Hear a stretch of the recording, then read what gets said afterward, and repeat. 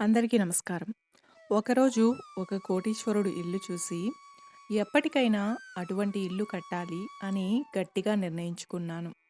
ఆ లక్ష్య సాధన కోసం యవ్వనం నుండి చాలా కష్టపడ్డాను. రాత్రనక, పగలనక కష్టపడ్డాను. అలా కష్టపడి 40 సంవత్సరాల లోపే కోటీశ్వరుణ్ణి అయ్యాను. ఒక కోటి తరువాత మరొక కోటి. ఇలా 50 సంవత్సరాలు వచ్చే వరకు కష్టపడి కోటీశ్వరుని అయ్యాను. ఒకప్పుడు నేను చూసిన ఆ అందమైన భవనం లాంటి భవనాలను ఇప్పుడు నేను 2, 3 కట్టించాను. ఎన్నో పొలాలు, ఫ్లాట్లు కొన్నాను. అయినా నాకు తృప్తి కలగలేదు. ఇంకా సంపాదన పైనే ఆశ ఉంది. నగరం నడిఒడ్డున ఇంద్రభవనం లాంటి ఇల్లును కట్టించి, అందులో దేశ విదేశాల నుండి ఎంతో ప్రాముఖ్యత కలిగిన వస్తువులను ఇంటిలో అమర్చి, ఘనంగా గృహప్రవేశాన్ని చేసి, అతిథులను ఆహ్వానించి, వారికి విందు భోజనాలు పెట్టాను. బంధువులంతా ఆశ్చర్యపోయారు. నేను ఇక అలసిపోయాను అని కాస్త నడుము వాల్చాను.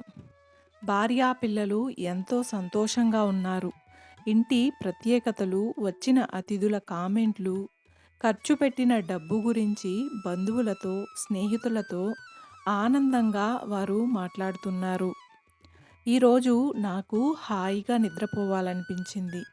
నెమ్మదిగా నా కన్ను మూత పడుతూ ఉండగా, నా చెవిలో ఎవరో ఇక నేను వెళ్తున్నాను అని గుసగుసలాడినట్లు అనిపించింది. కళ్ళు తెరిచి చూస్తే ఏమీ కనపడ్డం లేదు. అంతా చీకటిగా ఉంది. భయంతో ఎవరు నువ్వు అని అడిగాను. నా గొంతు నాకే వినిపించినట్లు అయింది. నేను నీ ఆత్మను. ఇక వెళ్ళొస్తాను అని. నాకెంతో కంగారు, భయం వేసింది.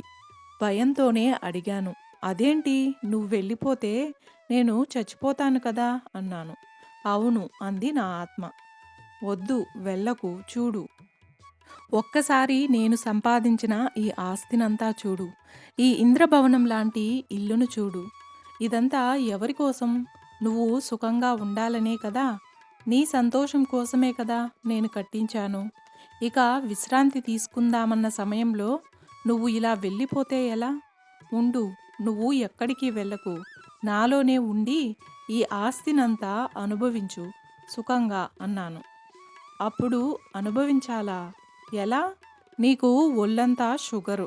కాబట్టి తీపి పదార్థాలు తినలేను. నీకు బీపీ. కాబట్టి ఉప్పు, కారాలు తినలేను. ఇక గ్యాస్, అల్సరు. అవి ఎలాగో ఉండనే ఉన్నాయి. నాకు ఇష్టమైనవి ఏవీ తినలేను. ఎందుకంటే నీ శరీరం అరిగించుకోలేదు కాబట్టి. అసలు నీ శరీరం ఇప్పుడు తల నుండి పాదాల వరకు ఒక రోగాల పుట్ట. అడుగు తీసి అడుగు వేయడానికి నువ్వు ఎంత ఆయాస పడతావో నాకు తెలుసు. అలాంటిది నీ శరీరంలో నేను ఎలా ఉండేది? ఎక్కడికక్కడ శిథిలమైన ఇంట్లో ఎవరైనా ఉంటారా?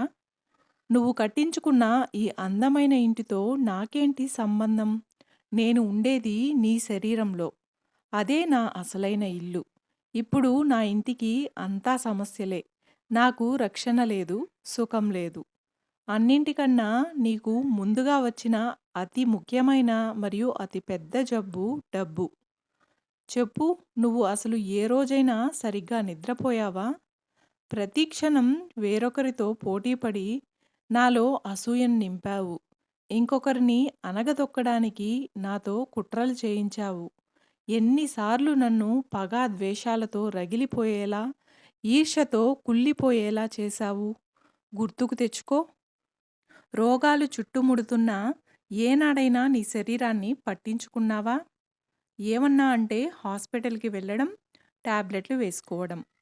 ఇది కాకుండా యోగా, మెడిటేషన్, ఎక్సర్సైజ్, వాకింగ్ మరియు మనసుకి ఎంతో ప్రశాంతతను కలిగించేటటువంటి విషయమైన పక్కవారికి సహాయం చేయడం లాంటివి ఎప్పుడైనా చేశావా? ఇక నేను విసిగిపోయాను. ఇక నేను ఉండలేను. నేను వెళ్తున్నాను. బాయ్ అంది నా ఆత్మ.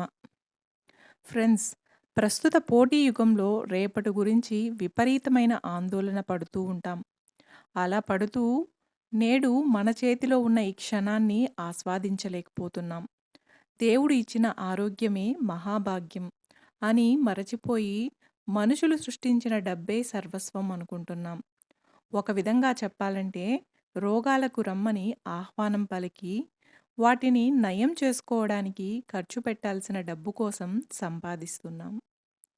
చూసారు కదండీ! ఈ స్టోరీ మీకు నచ్చినట్లయితే ఒక్క లైక్ చేసి నా ఛానల్‌ని సపోర్ట్ చేయండి. ఇంకా మరెన్నో ఇంట్రెస్టింగ్ స్టోరీస్ కోసం నా ఛానల్‌ని సబ్స్క్రైబ్ చేయండి. Thank you. Thanks for watching.